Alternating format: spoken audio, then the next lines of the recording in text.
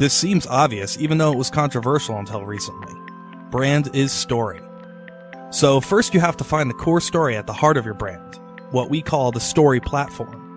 Create narratives based on it and publish those narratives across all relevant media in weird and wonderful ways. As each story is published, it needs to be syndicated and shared with its intended audience where they're most likely to encounter those stories. Then use paid and free media, TV spots, events, paid search, and so on to let people know your content is out there. The content has to be easy to share so everyone can help spread the brand's stories. To make sure your audience can find your content when searching, everything must be optimized and tagged appropriately. So it goes round and round, driving results and effectiveness up, up, up, while driving media spend down, down, down. The best part comes next. Sustained by the brand's storytelling, the brand's fans add, syndicate, and share their own content, comments, links, ratings, and entirely new versions. And all this brand-inspired content, whether new stories or conversations about old ones, creates more marketing momentum for free forever. The result of rigorously following this path is a permanent market advantage for the brand. Lower media spend, higher impact. All you need is to make sure you've got your story straight.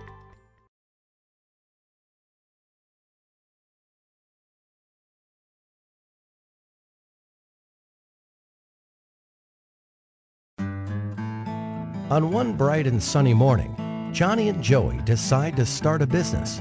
They both had their own great ideas, so they went their own separate ways. Johnny decided to start a brick and mortar store to sell his products. He rented out a nice building at a nice location. He hired a couple of salespeople. He printed brochures and flyers and direct mail pieces. He advertised in the local newspapers. And within a few weeks, Johnny started seeing sales and a lot of local customers. Johnny was excited, but he had a very high overhead and a very low profit margin, so he decided to wait to see some growth. Joey, on the other hand, decided to start an online store to sell his products. Joey got a nice-looking website with a nice little name. He hired a content writer. He invested in online marketing and got some help with SEO and email marketing. He advertised on different websites and signed up for pay-per-click advertising. And within a few weeks, Joey started seeing sales and a lot of customers from all over the country. Joey was excited since he had very low overhead and a very high profit margin, and he could not wait to see some growth. A year passes by.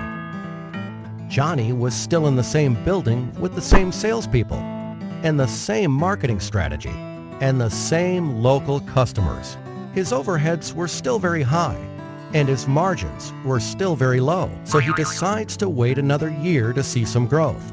Joey moved to a new office, hired more people, and kept getting a lot of new and repeat customers from all over the country.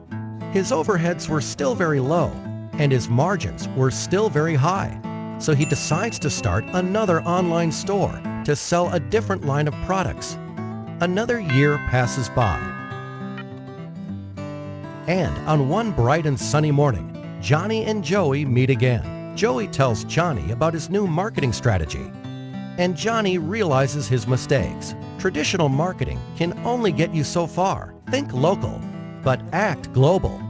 So this time, Johnny went back and fired his rusty salespeople and fired the old school ad agencies that did the brochures, flyers, and newspaper advertising for him. He hired a good web company and outsourced all his online marketing to them.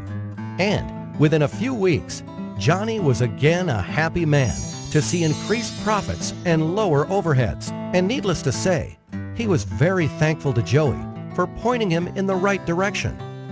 Welcome to ComNets, your one-stop shop for all your web and online marketing needs.